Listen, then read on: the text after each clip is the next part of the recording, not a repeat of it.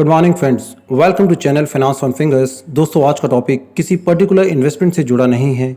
आज हम बात करेंगे एक ऐसी कंपनी की जो अनडाउटेडली इस देश की सबसे बड़ी कंपनी है, जिसका साइज इतना बड़ा है कि अगर आप 200 स्मॉल कैप कंपनीज का मार्केट कैप भी टोटल कर दें तो भी वो एक सिंगल कंपनी नहीं बन सकती, और दुनिया में 40 छोटी छोटी कंट्रीज की जीडीपी का टोटल भी कर दें तो भी वो इस कंपनी के साइज के जितना नहीं हो सकता।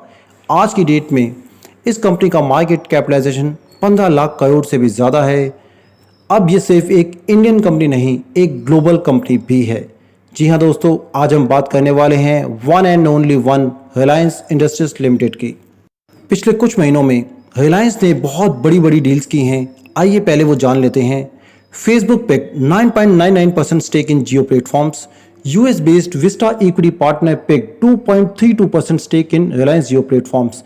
Global equity from General Atlantic picked 1.34% stake. Abu Dhabi's Sovereign Wealth picked 1.85% stake in Jio Platforms. Silver Lake invested 2.43% stake in Jio Platforms. US private equity giant KKR picked 2.32% stake in Jio Platforms. Abu Dhabi Investment AIDA picked 1.16% stake in Jio Platforms. दोस्तों, हम में से ज़्यादातर लोग रिलायंस को एक oil refining और petrochemical company मानते हैं। रिलायंस ने ऑयल की दुनिया में तब एंट्री की थी जब वर्ल्ड डिपेंडेंसी ऑयल के ऊपर होती थी, मगर आज की डेट में अगर दुनिया में कुछ इंपॉर्टेंट है तो वो ऑयल नहीं, डेटा है। और ये बात किसी से छुपी नहीं है कि आने वाले सालों में डेटा की इंपॉर्टेंस किसी गोल्ड माइन से कम नहीं होगी। आज रिलायंस सिर्फ एक ऑयल रिफाइनिंग या पेट्रोकेमिकल कंपनी नहीं है। आज रिलायंस ने अपने बिजनेस को डाइवर्सिफाई करके ऐसे जाल बिछाए हैं कि हिंदुस्तान में शायद एक भी ऐसा इंसान नहीं होगा जो रिलायंस के प्रोडक्ट्स को यूज़ ना करता हो। इसका सिंपल मतलब यह है कि हिंदुस्तान का हर एक सिटीजन आज रिलायंस का कस्टमर है या आने वाले दिनों में रिलायंस का कस्टमर बन जाएगा। रिलायंस आज सिर्फ एक बिजनेस नहीं है, बिजनेसेस का जाल है। रिलायंस ने किसी एक सेक्टर या एक डायरेक्शन पे कब्जा करने का प्लान नहीं किया है, बल्कि हर दिशा में कदम उठाया है। रिलायंस का विजन और बिजनेस स्ट्रेटजीज इतनी स्ट्रांग हैं कि एक आम आदमी के लिए समझ पाना नामुमकिन सा लगता है। आज हम बात करेंगे रिलायंस के उन बिजनेसेस की जो ऑलरेडी स्टार्ट हो चुके हैं और आने वाले सालों में उनका रिजल्ट भी सामने आएगा। दिशा नंबर 1, ऑयल सेक्टर। रिलायंस ने पार्टनरशिप किया है यूके की एक बड़ी कंपनी ब्रिटिश पेट्रोलियम के साथ, जिसमें रिलायंस के पेट्रोलियम प्रोडक्ट्स का रिटेल होगा। आज ऑलरेडी रिलायंस के 1500 आउटलेट एस्टेब्लिश हो चुके हैं और आने वाले सालों में इसको 4 गुना करने का प्लान है। अब रिलायंस का डायरेक्ट कंपटीशन होगा इंडियन ऑयल के साथ। दिशा नंबर 2, टेली कम्युनिकेशन। रिलायंस ने टेलीकॉम की दुनिया में पिछले 4 सालों में ऑलरेडी अपने आप को एस्टेब्लिश कर लिया है और एयरटेल और वोडाफोन को न सिर्फ एक टफ कंपटीशन दिया है, बल्कि कुछ हद तक उनसे आगे निकलने में भी कामयाब हुआ है। और दोस्तों, 4 साल में किसी भी टेलीकॉम कंपनी का प्रॉफिटेबल हो जाना अपने आप में एक मिसाल है। दिशा नंबर 3, रिलायंस डिजिटल। आने वाला फ्यूचर गैजेट्स का है, टेक्नोलॉजी का है, इसलिए रिलायंस डिजिटल के लिए अनलिमिटेड स्कोप है। रिलायंस डिजिटल का सिर्फ एक बड़ा कॉम्पिटिटर है और वो है टाटा ग्रुप का क्रोमा। दिशा नंबर 4, e commerce business. Traditional business slowly out होने लगे हैं और फ्यूचर ई कॉमर्स का है, ये सब जानते हैं। इसलिए रिलायंस ई कॉमर्स को ई कॉमर्स नहीं कहता, वो कहता है न्यू कॉमर्स। और न्यू कॉमर्स में रिलायंस का नया कदम है रिलायंस जियो मार्ट। रिलायंस अपनी न्यू कॉमर्स कंपनी को फेसबुक, गूगल और व्हाट्सएप के साथ मिलकर बहुत ज़्यादा स्ट्रॉन्ग बनाने की प्लानिंग में है। रिलायंस के सामने 2 बड़े चैलेंज हैं, अमेजॉन एंड फ्लिपकार्ट। दिशा नंबर 5, Reliance smart hypermarket chain.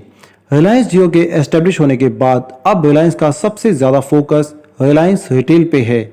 जैसे पिछले कुछ महीनों में जियो प्लेटफॉर्म पे बड़ी बड़ी डील्स और इन्वेस्टमेंट्स हुई हैं, आने वाले कुछ महीनों में रिलायंस रिटेल में भी कुछ ऐसा ही होने वाला है। रिटेल बिजनेस में रिलायंस के 2 बड़े कॉम्पिटिटर्स हैं, एवेन्यू सुपरमार्ट्स यानी डी मार्ट और किशोर बियानी का बिग बाजार। लेकिन आप सबको ये मालूम ही होगा कि अब बिग बाजार कंपटीशन नहीं, रिलायंस का ही हिस्सा बन चुका है। दिशा नंबर 6, एंटरटेनमेंट की दुनिया। आज का यूथ क्या चाहता है? गैजेट्स, डेटा एंड म्यूजिक, और इसका इंतज़ाम भी रिलायंस ने कर दिया है उसका म्यूजिक एप्लीकेशन सावन लॉन्च करके। आज की डेट में सावन की पॉपुलैरिटी स्पॉटिफाई या गाना.com से कम नहीं है। दिशा नंबर 7, वीडियो कॉन्फ्रेंसिंग। कोविड-19 के बाद दुनिया के जीने का ढंग ऑलमोस्ट बदल गया है। पहले की जैसी मीटिंग्स अब खत्म सी होने लगी हैं। अब मीटिंग तो होती है मगर फेस टू फेस नहीं। पर्सनल हो या प्रोफेशनल मीटिंग, आजकल ऑनलाइन मीटिंग से ही काम चलाना पड़ता है, तो उसका इंतज़ाम भी रिलायंस ने कर दिया है जियो मीट की लॉन्चिंग के बाद। गूगल मीट और जूम के लिए अब एक टफ कंपटीशन सामने आने लगा है। दिशा नंबर 8, पेमेंट वॉलेट्स। पिछले कुछ सालों में कैश की जगह ले ली है प्लास्टिक मनी ने, और आज की डेट में प्लास्टिक मनी की जगह ले ली है मोबाइल वॉलेट्स ने। तो रिलायंस इसमें कैसे पीछे रह सकता है? रिलायंस ने अपना नया एप्लीकेशन जियो मनी लॉन्च किया है। गूगल पे, फोन पे और पेटीएम के बाद अब जियो मनी भी अपना सिक्का जमाने लगा है। दिशा नंबर 9, ई लर्निंग। दोस्तों, अब क्लासरूम लर्निंग का टाइम ऑलमोस्ट आउटडेटेड होने वाला है। स्कूल हो, कॉलेज हो या प्रोफेशनल डिग्रीज, एजुकेशन होगी तो ऑनलाइन, और इस ऑनलाइन एजुकेशन में रिलायंस ने अपना नया प्लेटफॉर्म लॉन्च किया है एम्बाइब। डायरेक्ट कंपटीशन होगा बायजूस के साथ। दिशा नंबर 10, हेल्थ केयर। एजुकेशन के साथ साथ अगर कुछ इंपॉर्टेंट होता है तो वो होती है हेल्थ, और हेल्थ केयर सर्विसेज में रिलायंस ने अपना नया एप्लीकेशन लॉन्च किया है Jio health club. Direct competition with Practo and Medlife. Last but not the least, दिशा नंबर 11 यानी नेटवर्क 18।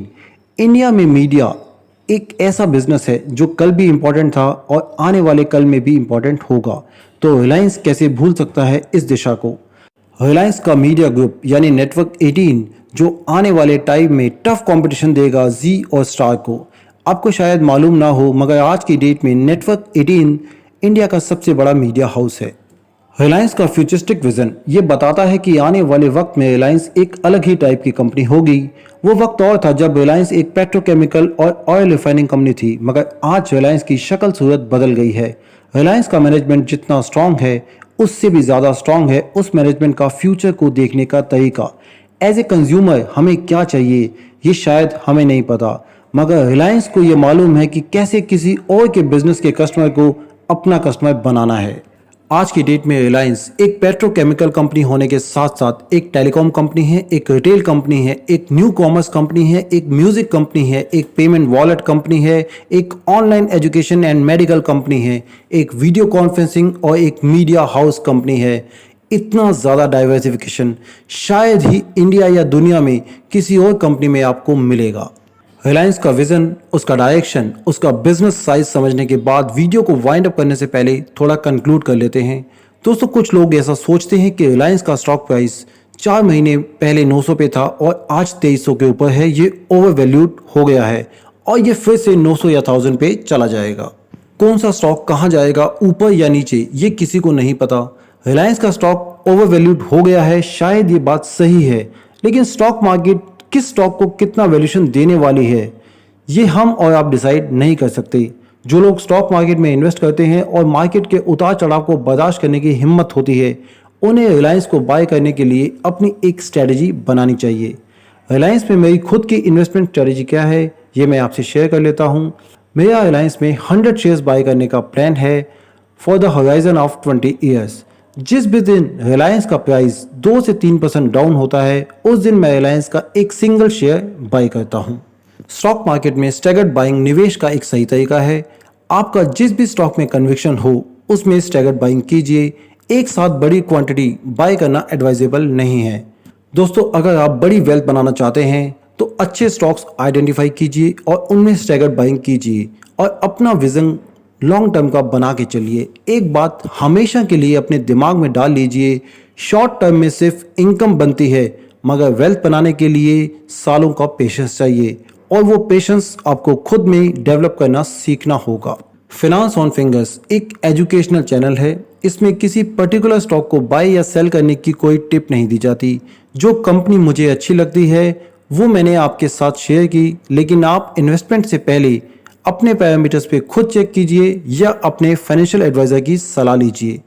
दोस्तों, अगर आपको ये वीडियो पसंद आया है तो प्लीज़ इसे लाइक और शेयर कीजिए, चैनल को सब्सक्राइब कीजिए। जेन्युइन इन्फॉर्मेशन के लिए जुड़े रहिए फिनांस ऑन फिंगर्स के साथ।